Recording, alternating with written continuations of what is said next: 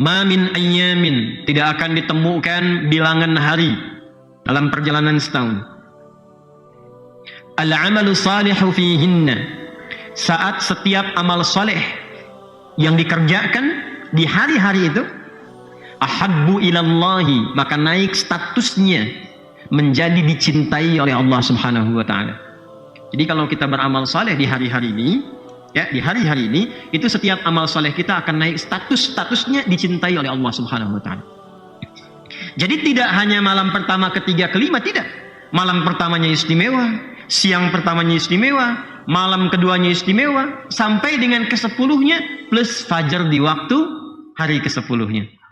Saking pentingnya itu, Allah Subhanahu wa taala sampai memberikan kesan istimewa dan menggunakan waw qasam di dalamnya untuk memberikan kesan kepada kita, jangan luput itu.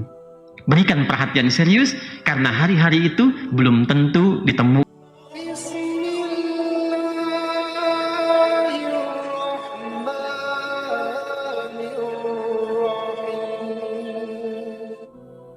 Wal fajar, aku bersumpah demi fajar. Awas, fokus ya.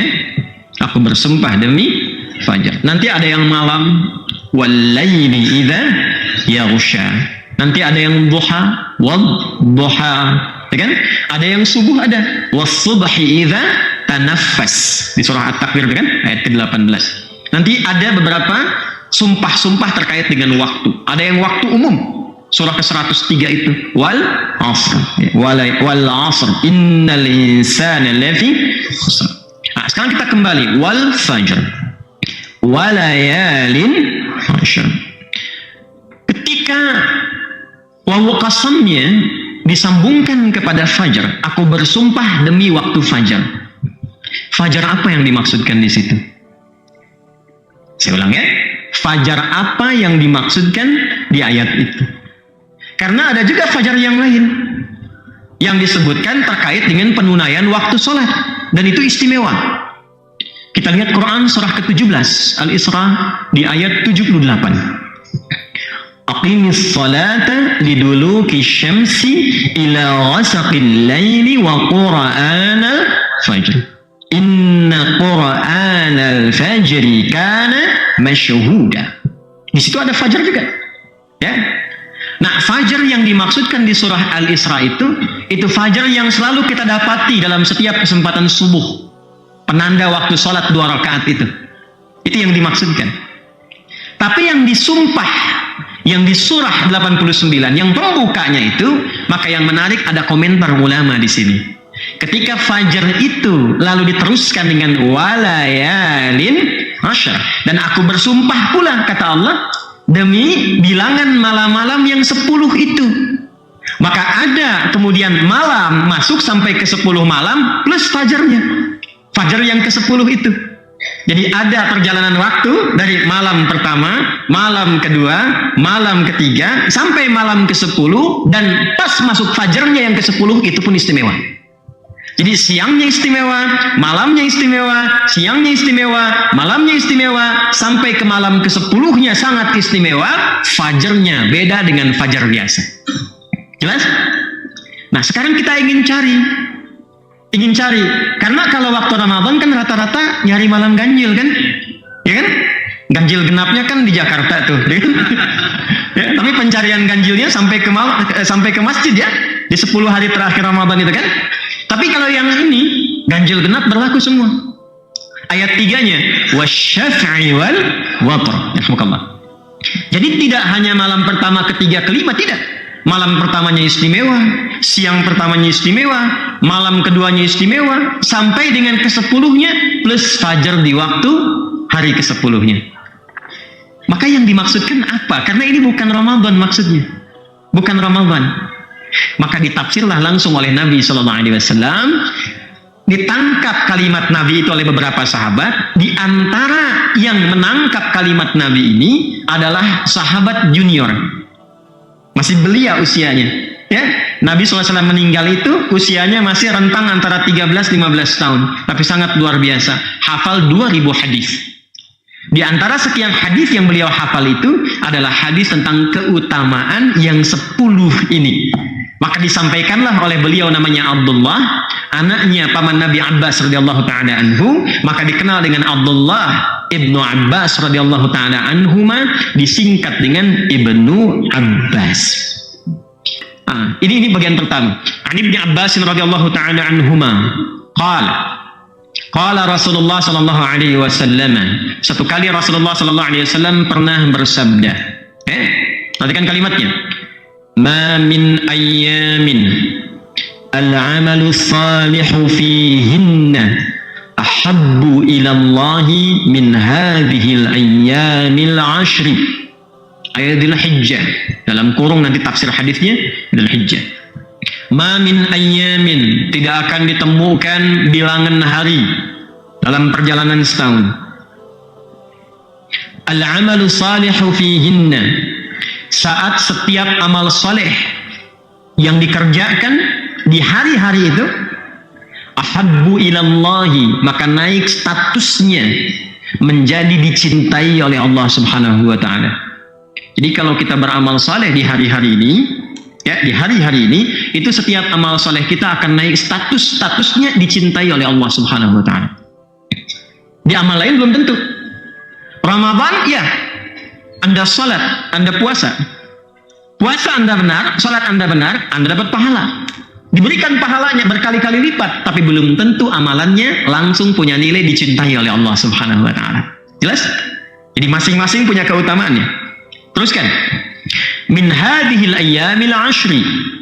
Tidak ada perjalanan hari dalam setahun itu dibandingkan dengan 10 hari pertama ayamin Dzulhijjah, yaitu di awal bulan Dzulhijjah. Saya ulang ya, di awal bulan Dzulhijjah. Jadi, betul kan apa yang saya katakan, sampai kaget tuh. Wah, iya kan. Nggak apa-apa Bu, tenang aja. Ya, jadi yang dimaksudkan wal fajr walayalin wasyafi'i wal watr, itu yang dimaksud adalah di antara tafsirnya 10 hari pertama di bulan Dzulhijjah. Saking pentingnya itu Allah Subhanahu wa taala sampai memberikan kesan istimewa dan menggunakan waw qasam di dalamnya untuk memberikan kesan kepada kita, jangan luput itu. Berikan perhatian serius, karena hari-hari itu belum tentu ditemukan di hari-hari yang lainnya. Pertanyaannya, ada apa di situ? Bagaimana status amal ketika dicintai oleh Allah, dan apa yang harus kita kerjakan di rentang waktu itu? Yuk kita mulai. Di antara amalan yang dianjurkan untuk dioptimalkan di 10 hari pertama Dzulhijjah itu, rumus nabinya adalah amal saleh. Amal saleh. Karena kalimatnya jelas. Ma min ayyamin al-amalu salihu fihinna. Amal saleh. Sekarang yang penting kita lakukan adalah untuk mendetilkan apa amal soleh yang mungkin kita lakukan itu. Amal soleh itu wujudnya ada 2 secara umum. Ya? Amal soleh wujudnya ada 2 secara umum. 1, meningkatkan yang taat. Meningkatkan yang taat. Ma'ruf kalau dalam bahasa Quran. Meningkatkan yang taat dalam kurung ma'ruf. Yang kedua, meninggalkan maksiat dalam kurung mungkar. Meningkatkan taat atau ma'ruf, meninggalkan maksiat atau mungkar. Nah, ini amalannya ada 2. Amal saleh itu. Dan ingat baik-baik ya, di antara 2 ini, apapun yang kita kerjakan, baik meningkatkan taat ataupun meninggalkan maksiat, itu nilainya sama. Pahalanya berlipat untuk di hari-hari ini, plus dicintai oleh Allah Subhanahu wa taala. Jadi kalau ada orang memprovokasi pada keburukan dan Anda tolak itu pahalanya 2 kali lipat dan status Anda dicintai oleh Allah Subhanahu wa taala. Ada orang yang mengajak menipu, Anda hindari, itu kan nahi mungkar. Pahala itu bukan hanya di amar ma'ruf saja. Nahi mungkar pun ada. Anda tinggalkan perbuatan itu, maka seketika pahala dilipat gandakan, naik status dicintai oleh Allah Subhanahu wa taala. Nah, sekarang yang akan kita rinci yang amalan taat dulu apa? 1. Amalan pertama, meningkatkan zikir, khususnya 3 lafaz zikir. 3 lafaz zikir. Oh, zikir itu nanti banyak ya jenisnya ya. Banyak nanti. Doa itu zikir. Quran surah ke-7 ayat 205. Salat itu zikir. Quran surah ke-20 ayat ke-14. Ya. Kalimat thayyibah yang pasca salat subhanallah alhamdulillah itu zikir ya. Quran surah ke-4 ayat 103. Banyak nanti. Baca Quran itu zikir karena Qurannya disebut zikir. Quran surah ke-15 ya, ayat yang ke-9. Cuman yang dimaksud di sini nanti yang di-highlight oleh para ulama hadis itu ada 3. Satu, bacaan takbir Allahu Akbar. Bacaan takbir Allahu Akbar. Ini ringan ya, tapi nanti nilainya tinggi, mahal ini. Saya mohon 10 hari ini aja ya. Sampai nanti tambah 3. Takbir. Kedua, tahlil la ilaha illallah. Takbir itu Allahu Akbar. Kedua, tahlil la ilaha illallah. Ketiga, tahmid alhamdulillah. Takbir, tahlil dan tahmid. Allahu Akbar, la ilaha illallah dan alhamdulillah. Sudah. Tadi sudah teman-teman catat yang Al-Baqarah ayat 185 itu, yang ujungnya kan? Baik, kita akan masuk ke sana. Takbir itu biasanya diungkapkan, dibacakan umumnya dalam 3 keadaan. Satu, sebagai penunjuk ketaatan dalam ibadah. Ya, untuk meningkatkan ketaatan dalam ibadah ditunjukkan lewat takbir. Paling gampang gini, sholat dibuka dengan apa? Takbir. Nah itu ya, Allahu Akbar, ingin memberikan kesan bahwa ini saya serius ingin mengagungkan Allah lewat ketaatan beribadah. Karena itu sejak azan pun kalimat pembukanya apa? Allahu Akbar ya. Allahu Akbar, Allahu Akbar. Jelas? Maka takbir pertama itu biasa digunakan untuk menunjukkan tingkat ketaatan dalam ibadah. Kedua, takbir itu bisa berfungsi untuk memohon kekuatan dalam berjuang. Ya kita nggak usah jauh-jauh ke era Nabi, era sahabat. Para pahlawan nasional kita ketika berjuang, apa teriakannya? Allahu Akbar. Ya kan? Bung Tomo kan Allahu Akbar kan? Waktu di Surabaya itu. Dan semua pejuang-pejuang kita. Allahu Akbar, Allahu Akbar. Allahu Akbar. Ada nasidnya kalau nggak salah itu ya? Allahu Akbar, Allahu Akbar. Kalau nggak salah ada nasid itu. Itu perjuangan, bukan era kemerdekaan kita itu. Jadi, kalau nggak salah ada itu. Kalau nggak salah ada itu nasid perjuangan kemerdekaan dari para pejuang kita itu. Ya, makanya nanti kalimat Allah melekat di preambul undang-undang 1945 itu, atas berkat rahmat Allah yang Maha Kuasa. Allah yang Maha Kuasa itu Allahu Akbar. Dan dengan didorongkan oleh keinginan luhur. Nah itu kan keinginan luhurnya belakangan. Jelas ya? Dari sini nanti turun dasar negara yang Pancasila sila pertama, ketuhanan yang Maha Esa. Penjelasnya di pasal 29 ayat kedua. Ayat 1-nya untuk negara, pasal 29 ayat 1, negara berdasar atas ketuhanan yang Maha Esa. Nah, pasal 29 ayat 2-nya, negara menjamin kemerdekaan tiap-tiap duduk untuk memeluk agamanya masing-masing dan beribadah menurut agama dan kepercayaannya itu. Jadi karena spirit kemerdekaan kita itu membawa nilai-nilai spiritualitas, nilai ketuhanan, itu dibawa dalam dasar negara, termasuk di pendidikan. Tuh adik-adikku yang belajar ya, atau teman-teman yang dosen di kampus, coba buka Undang-Undang Sisdiknas tuh. Ya, nomor 20 tahun 2003. Ya, buka yang poin menimbang itu. Penimbang pasal B yang kedua. Ya, awas tuh. Undang-Undang Dasar 1945 mengamanatkan kepada ya pemerintah untuk mengusahakan satu sistem pendidikan, awas nih lihat ya, yang meningkatkan keimanan dan ketakwaan pada Tuhan yang Maha Esa serta akhlak mulia. Hah? Awas tuh ya, serta akhlak mulia. Jadi tujuan pendidikan pun itu meningkatkan keimanan dan ketakwaan. Jadi kalau Anda pintar orang Indonesia tapi nggak takwa, kurang nasionalis. Karena undang-undangnya mengamanatkan bukan cuma pintar, tapi beriman dan bertakwa. Ya, jadi yang dipakai di sini itu bukan kurikulum barat di Indonesia tuh. Ini saya bicara undang-undang ya. Bicara undang-undang nih. Jadi artinya apa? Itu bagi kita orang Islam, ya, itu sudah tafsir tersendiri dari spirit Al-Quran yang kita pelajari. Jadi ketika kita belajar, jadi pintar, niatkan ibadah, bukan cuma mengamalkan Quran, tapi mengamalkan amanat undang-undang pendidikan kita. Ya, makanya ngaji, baca itu. Ya, jelas ya? Halo? Jelas tidak? Ya, balik lagi ya. Jadi yang pertama, takbir. Satu, untuk menunjukkan ketaatan dalam ibadah.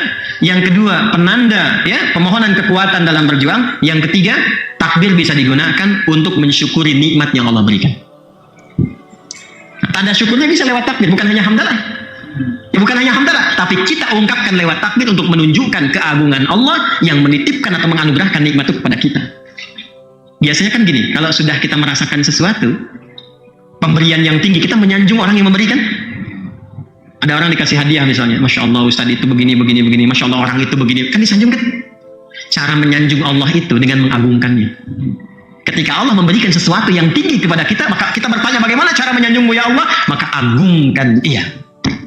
Agungkan ia. Karena itu ketika kita akan sujud pembuka keagungannya lewat takbir Allahu Akbar. Kemarin puasa Ramadan ya, dapat nikmat tidak? Lebih tenang tidak? Lebih nyaman tidak?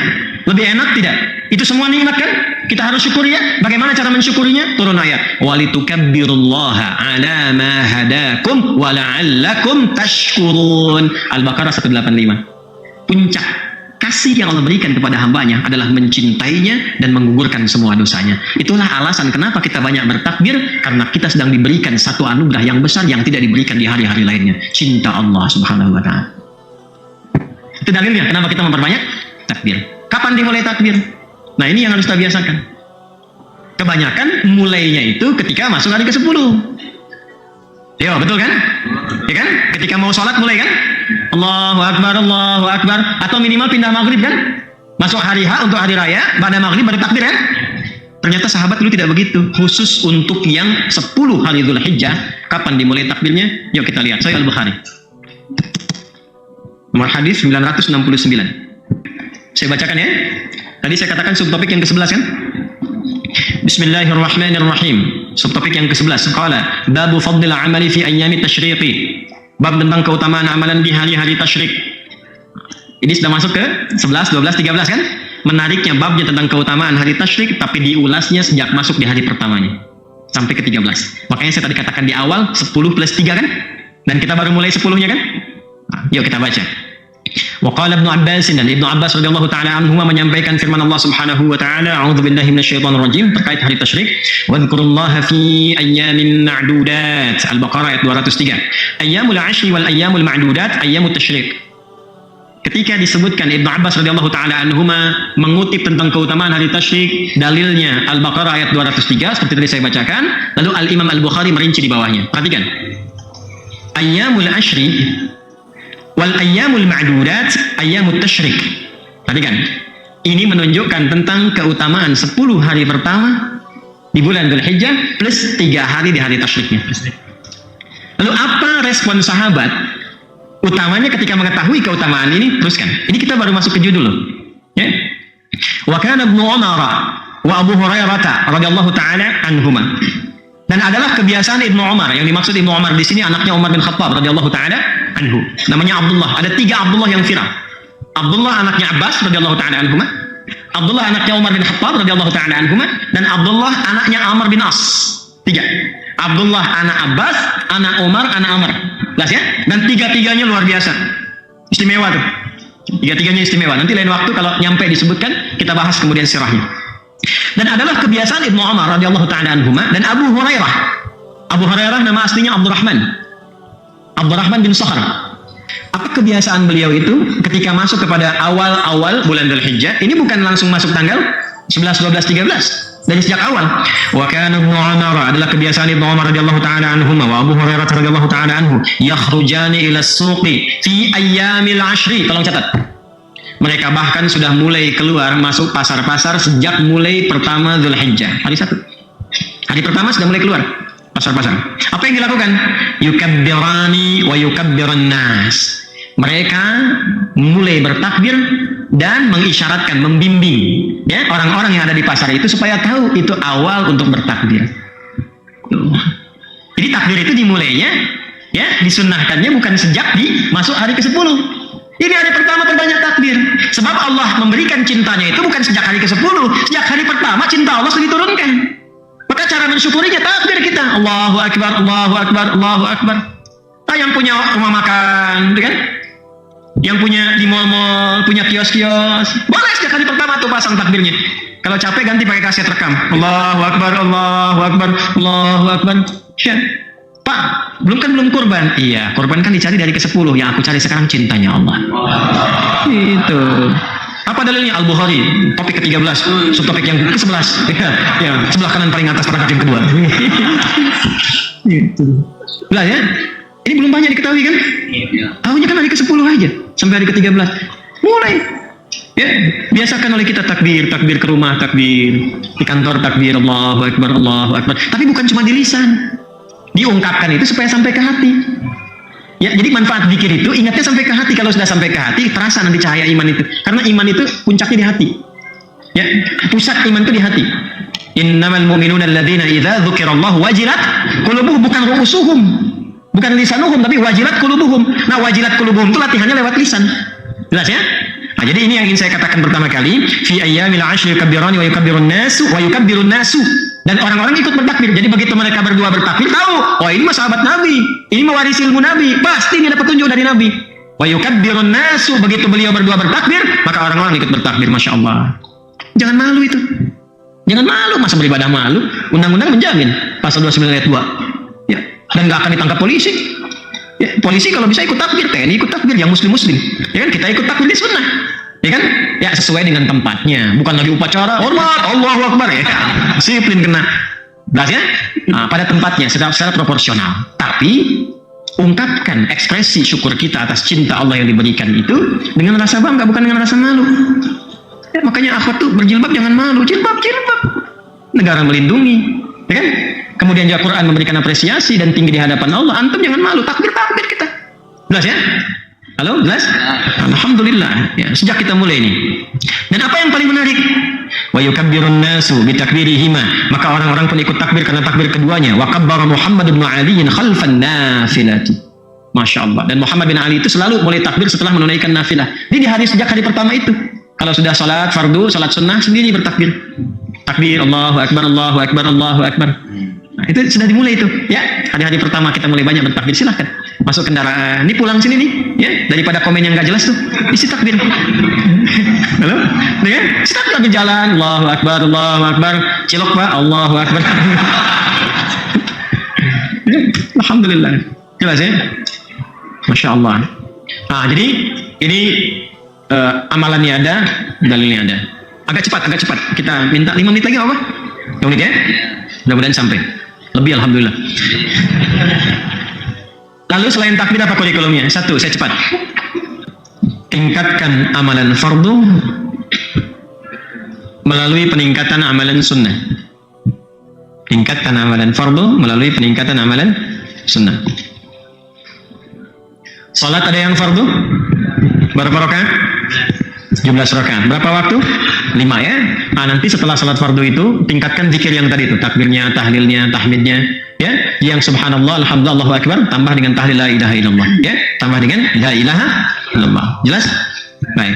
Nah, setelah itu tingkatkan amalan sunnahnya. Salat ada yang fardu, ada yang sunnah tidak? Mulai sekarang seperti pernah kita tuliskan sebelum Ramadan, semua jenis salat sunnah keluarkan sekarang. Dawamkan 10 hari pertama ini. Jelas? Malam ada salat apa saja yang sunnah? Subuh kan sampai ke pagi, terus ke siang sampai ke sore. Mahal karena salat yang kita tunaikan sekarang ini dicintai oleh Allah Subhanahu wa taala. Jelas? Baik. Ini maaf ya, butuh ampunan kita nih. Kalau semua orang Islam khususnya di Indonesia aja kerjakan dengan benar, jadi orang baik semua. Ya, kalau Anda pejabat jadi pejabat yang baik, Anda pengajar jadi pengajar yang baik, Anda rakyat-rakyat yang baik. Kalau semua orang baik, berkah turun. Ya. Baik, zakat wajib bukan? Wajib. Kalau wajib pasti ada yang sunnah. Apa itu sunnahnya? Infak, sedekah. Maka mulai sekarang coba punya anggaran untuk infak, sedekah. Ya, jangan diartikan dengan uang saja. Makanan bisa. Ya, ada taklim di mana aja, jangan harus taklim di sini. Ya, taklim di tempat lain misalnya Anda punya kelebihan, datang Anda. Bawa makanan dari rumah misalnya, bagi dengan yang di sampingnya. Ya, walaupun misalnya cuma air 1 gelas cup itu ya. Atau misalnya Anda kurma beli berapa, 10.000 dapat misalnya 20, satu-satu dibungkusin dari rumah, nggak apa-apa. Niatkan ikhlas untuk mengamalkan ini. Barangkali cinta Allah itu turun di salah satunya dari 20 itu. Ya, jangan dilihat betapa mahalnya, tidak. Ya, mulai yang dagang-dagang itu. Niatkan sebagiannya. Tapi Anda juga jangan tidak sopan. Pak, Bu, seharusnya untuk 10 hari pertama dengar nggak tadi Ustaz ceramah? Ya, baik ya, yang punya pakaian lebih, yang punya makanan, cari teman-teman dekat, tetangga, kerabat dan sebagainya, bagi. Niatkan untuk mencintai Allah Subhanahu wa taala hari ini. Jelas? Baik, 3, Quran. Hatam, usahakan hatam ya. Hari ke-10 tuh hatam tuh malamnya. Jadi tinggal bertakbir malamnya. 30 bagi 10 berapa? 3 juz. Nah, hari 3 juz. Bismillah. Ya, gampang kok itu, insyaallah. Kalau mau dalam sepekan bisa. Bahkan 6 hari. Sehari 5 juz. Ya, cara paling gampang gini supaya nggak kerasa, bagi setiap waktu sholat. 5 juz dibagi waktu sholat, berarti sekali waktu sholat berapa? 7 juz. Kalau susah, bagi 2, sebelum sholat, setelah sholat. Jadi kalau kita ngajinya begitu, selesai. Insya Allah ya. Jadi kalau misalnya 1 juz itu 141 ayat di Al-Baqarah plus Al-Fatihah, dibagi 2 kan berapa? Sekitar 70-an kan? 70 teman-teman. Kalau itu dibagi 70 ayat misalnya sebelum sholat, berapa banyak sih bacanya? Ya kan? Berapa lama bacanya? Ya, kalau 10 ayat itu kita butuh misalnya 2 menit, berarti cuma 14 menit, 15 menit investasinya. 15 menit sebelum sholat, 15 menit setelah sholat. Kalau konsisten seperti itu, untuk 10 hari ini aja, 6 harinya langsung khatam Quran 30 juz. Selebihnya tinggal doa. Jelas? Sholat sunnah sudah, infak sedekah sudah, baca Quran sudah, kemudian yang ketiga. Yang keempat, baik. Kalau Anda ingin gabungkan semua itu, digabungkan, amar ma'rufnya ada, nahi mungkarnya ada, puasa. Saya ulangi, puasa. Boleh dari sejak hari pertama. Saya ulang, boleh dari sejak hari pertama. Awal Dzulhijjah, kedua, hari ketiga, hari keempat, hari kelima, terus sampai hari ke-9. Ya? Kalau misalnya tidak memungkinkan, diperbanyak. Misal hari pertama, kedua, ketiga istirahat, hari keempat puasa. Ya kan? Hari kelima istirahat lagi, 6 istirahat, 7 puasa. Jelas?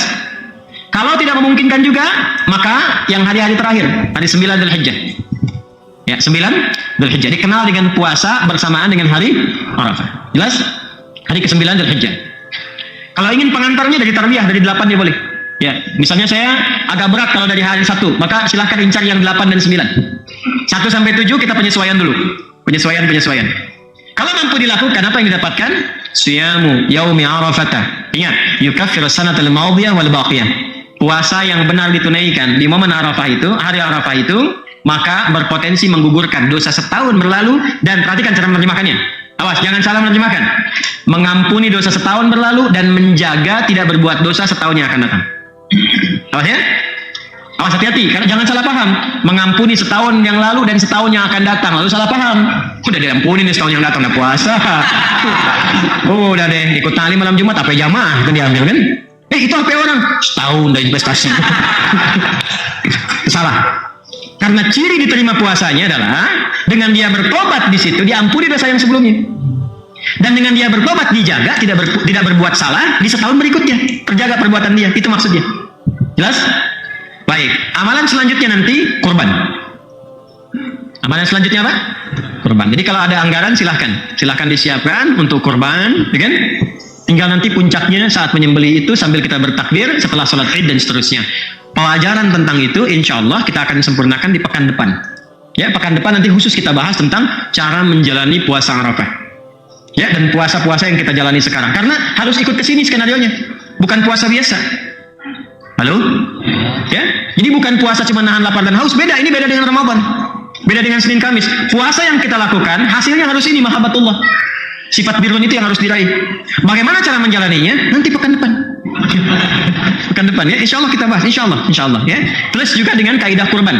Hewannya harus seperti apa? Bagaimana hewannya? Apakah menyembelih sendiri atau orang lain dan sebagainya. Termasuk plus fikih tentang Idul Adha. Ustaz, kapan nanti Ustaz Idul Adhanya? Kalau sekarang ada kemungkinan 2 hari berbeda, kapan Arafahnya? Pekan depan kita bahas. Sabar, pekan depan kita uraikan kembali ya.